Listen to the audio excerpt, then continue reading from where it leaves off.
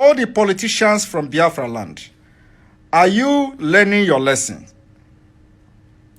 I have one warning to give to you people today. All the politicians from Biafra land, I have warning, a prophetic warning to give to you people today. The spirit of Biafrans, the spirit of those children, millions of children that Nigeria government starved to death, have not been appeased. The spirit of people that the Nigeria government murdered since 2015 has not been appeased. The spirit of Biafrans, the blood of Biafrans are haunting all of you. All the politicians from Biafra land, the spirit of Biafrans are haunting you. This is a last warning.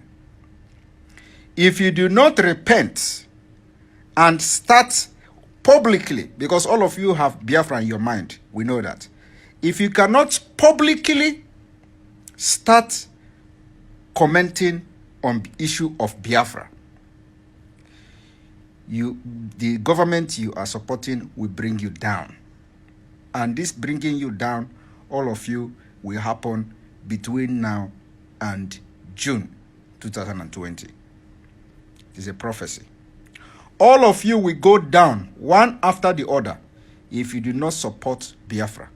Supporting Biafra is the only way to appease the blood of Biafrans that Nigeria government, controlled by terrorists, has wasted since 2015 and from the Biafra war. The blood, millions of Biafran blood, they are haunting all politicians in Biafra land.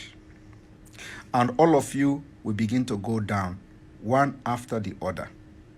This government will bring you down one after the other.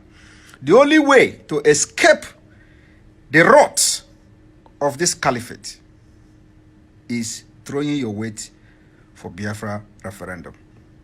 And the spirit of Biafra, the spirit of Biafra will be appeased.